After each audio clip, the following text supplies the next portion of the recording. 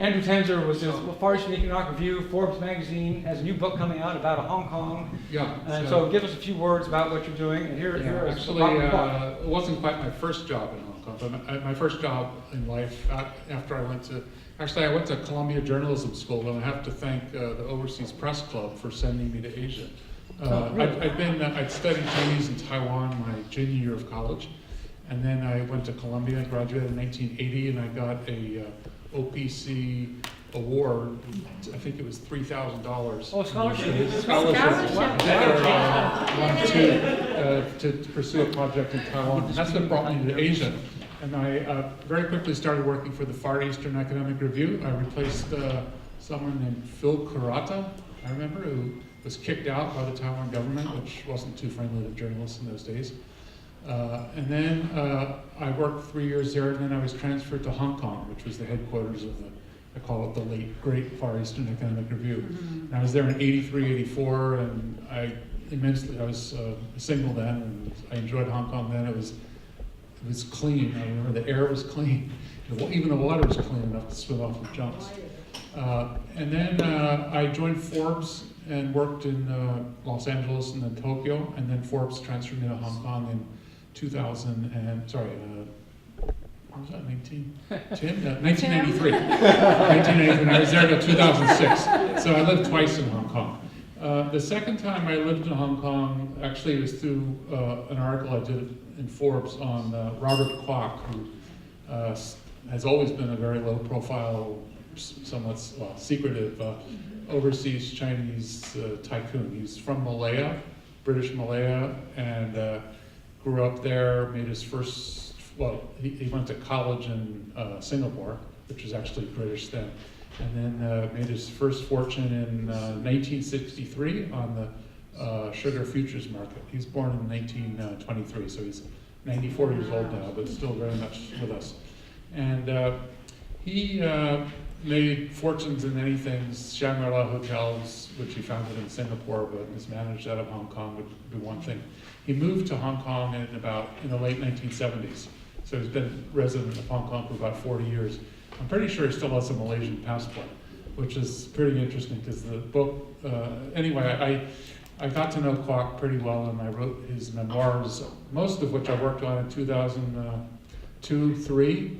And then he sat on it for unknown reasons, and then last year he invited me to return to Hong Kong to help him update it and finish it.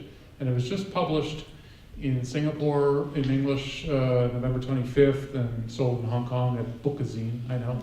And apparently it sold out in 2 or 3 days because they only printed 4,000 copies. Wow. And then it's gotten a huge amount of press in Malaysia because there's a lot of controversial things. So the thing about this book, I think if you're interested in reading it, other than business and management, I mean, the guy is fascinating. And he calls himself a chameleon because he's kind of a Chinese to the Chinese and Malaysian to the Malays and British to the British. He's educated in fine colonial British schools. He speaks very fine English, writes extremely well in English. I think he's more literate in English than Chinese, although he speaks multiple dialects. And actually, one thing that's in this book, which I haven't read it anywhere else, is that he started studying Mandarin. I mean, his family's from Fuzhou, Fujian province, immigrated around the turn of the 20th century to Johor Bahru. That's where he grew up. Johor Bahru. Right? Yeah, right across the straits from Singapore. And I call Kwok, I've never said it to his face, but I call him a born again Chinese. Because growing up, he was, again, very British education. And then the war broke out in China. The Japanese invaded in 36, 37, and it's described in here, but he has this passion stirring of Chinese. And his mother was a very sort of patriotic Chinese. She was a college graduate, which is extremely unusual, I think, in early 20th century China. Early 20th century China. So he comes of age, and then he's in college when the bombs, Pearl Harbor Day, which is December 8th, start falling, and then college is let out. I just think Lee Kuan Yew was one of his classmates, and many of the future Malay prime ministers are his classmates, which is actually a lot of the controversy in the Malaysian press now is about what he's saying about the former ones versus the current ones. So he becomes, he goes home and he actually works for Mitsubishi Corp.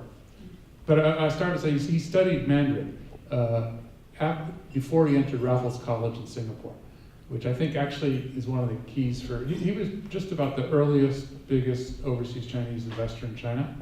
In fact, he told me, I don't think it's in the book, he said that Zhu Rongji told him once, this would have been about 15 or 20 years ago, that he was the largest foreign investor in China because he had a lot of property development in China. Why is that not in the book?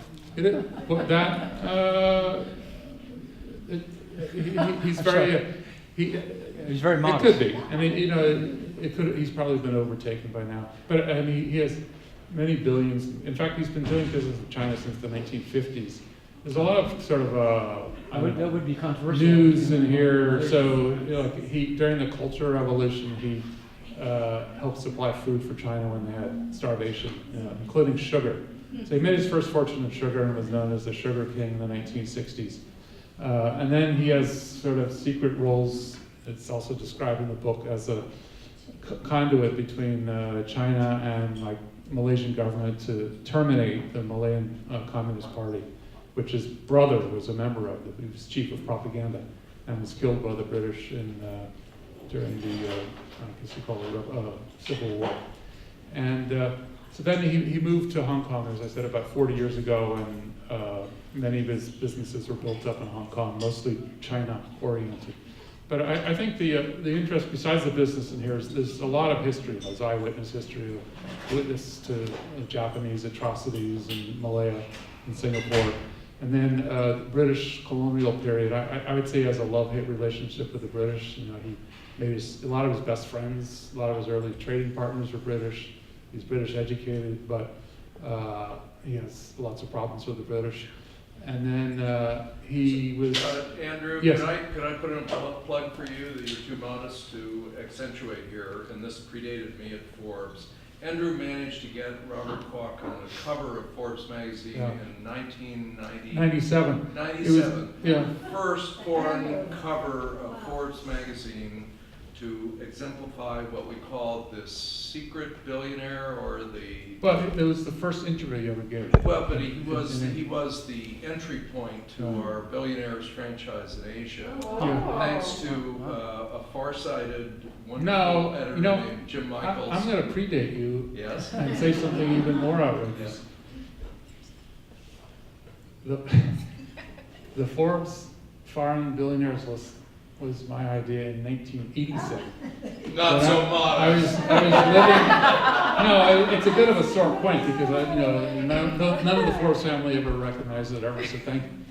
In 1987, when I was in Tokyo for Forbes, I wrote a cover called "Land of the Rising Billionaires," and that was the first Asian billionaire story in Forbes. And then within a year or two, it became a global annual billionaire survey and kind of a franchise for Forbes. So it was actually 10 years before that. Well, if you'll donate that book to the OPC, we'll review it. Well, get us a copy. So I want to say, it's being December 22. There's 35,000 more copies on sale in Asia. It will not be released in the U.S. until March, or UK, or Hong Kong, or Australia. The Chinese version. You can't buy it. No, unless you have contacts in Asia can send it to you. March 28th, I think. All right, get us a copy. And then the Chinese is already on sale in Hong Kong. It's a China publisher, but it's still awaiting approval in China, apparently. But it's, good luck on that. okay, thanks very much. Thank you, Andy. So that concludes our formal presentation. So